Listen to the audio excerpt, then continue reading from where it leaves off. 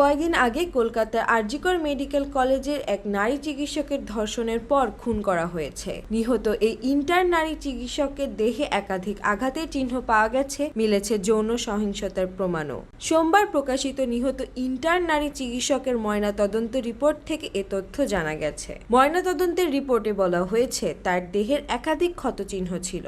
মাথা, গলা, ঠোঁট, নাক, ডান চোয়াল, চিবুক, গলা বা হাত বা কাঁধ বা হাঁটু, গোড়ালি এবং যৌনাঙ্গে ক্ষতচিহ্ন মিলেছে। ফুসফুসে রক্ত জমাট বেঁধেছিল, দেহে আরো কিছু অংশেও জমাট বেঁধেছিল রক্ত। এই নারী চিকিৎসকের যৌনাঙ্গে যে জোরপূর্বক কিছু প্রবেশ করানো হয়েছে এবং শ্বাসরুদ্ধ করে হত্যা করা হয়েছে বলে উল্লেখ রয়েছে ময়নাতদন্ত প্রতিবেদনে।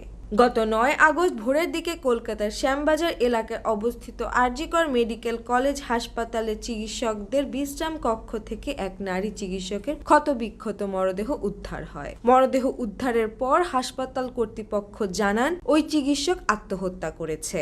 কর্তৃপক্ষের এই বক্তব্যের পর প্রথমে ফুঁসে ওঠে কলকাতা, এরপর গর্জে ওঠে পুরো পশ্চিমবঙ্গ।